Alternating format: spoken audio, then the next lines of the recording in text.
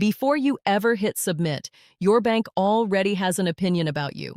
Not from your credit report, not from your income, from the way you moved your mouse. Here's what that actually means for you. The application you haven't finished typing is already being scored by a system running in the background, and it has nothing to do with your FICO number. That's the two-word trigger for this video. Pre-flagged. Not denied, not approved. Pre-flagged. A risk posture assigned to you before the credit pull even happens. Let's build this from the ground up, because most people think an application starts the moment they click Submit. It doesn't. It starts the moment you land on the page. Think of device fingerprinting as a digital signature your phone or laptop leaves behind without you doing anything at all. Screen resolution, browser version, operating system, even how your battery reports its charge level. That signature is called a device fingerprint, and banks use it to check whether the device applying today matches devices associated with known fraud patterns. A single device fingerprint tied to multiple applications under different names is one of the fastest ways to get flagged before a human ever reviews anything. In plain terms, your phone has a digital face, and the bank checks that face against a watch list before it checks your credit. Here's the part they aren't telling you. Device fingerprinting isn't even the first checkpoint. IP geolocation runs before that. Think of your IP address as the return address on every piece of digital mail you send. It tells the receiving system roughly where you're connecting from. Banks cross-reference that location against your stated address, your typical login patterns, and known fraud hotspots. A mismatch alone rarely triggers a denial. But a mismatch combined with a new device, a first-time applicant, and an unusual time of day start stacking risk signals before you've typed a single word into the form. Put simply, the bank isn't looking at one red flag. It's counting how many small inconsistencies show up together. Most people hear this term and move past it. Don't. Because the scoring happening here isn't your credit score at all. It's a separate, private calculation running underneath it. Session behavior tracking is the practice of monitoring how you interact with an application in real time. Typing speed, cursor movement, how long you pause on certain fields, whether you copy and paste information instead of typing it manually.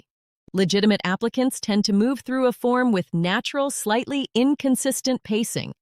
Fraud rings often move too fast, too uniformly, or paste identical information across multiple sessions from different identities. That behavioral pattern gets compared against a baseline the bank has built from millions of previous sessions. Here is what that actually means for you. The bank isn't just reading what you typed, it's reading how you typed it. Look at the numbers. Financial institutions using behavioral biometrics and device intelligence report catching a significant share of application fraud before a single document gets reviewed. Specifically because these signals surface inconsistencies that static data alone can't reveal. That's not a guess. That's how modern fraud prevention vendors like BioCatch and Socure structure their entire underwriting layer. Strip away the vendor language, and here's what's actually happening structurally. A risk engine is the internal software system that ingests device fingerprint data, IP geolocation, and session behavior, then outputs a single composite score before the credit bureau is ever contacted. That score determines whether your application proceeds through standard processing, gets routed to manual review, or gets silently deprioritized without an outright denial. In plain terms, there's a scoring system running before the scoring system you already know about, and it decides how much scrutiny your application receives before a human sees it. That's not a guess. That's how pre-bureau risk engines are structured across most Tier 1 banking platforms today. Here's the sequence worth understanding, because most denials people assume are credit-based are actually upstream of the bureau entirely.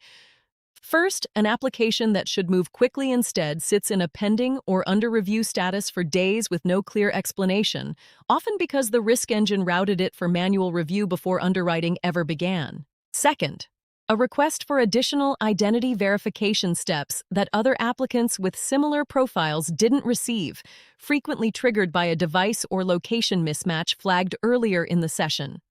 Third, an approval that comes through at a lower limit or different terms than expected, despite a strong credit profile, because the pre-application risk score suppressed the offer tier before your bureau data was fully weighed. In plain terms, if your application felt slower or more suspicious than it should have for someone with your credit profile, the reason may have nothing to do with your score at all. Identity stability signals are another layer feeding this same engine. Think of identity stability as how consistent your digital footprint looks over time. The same email tied to the same phone number, the same address showing up across multiple data sources, accounts that have existed and aged normally.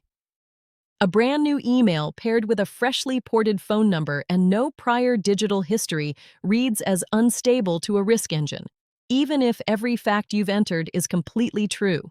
That's not a guess.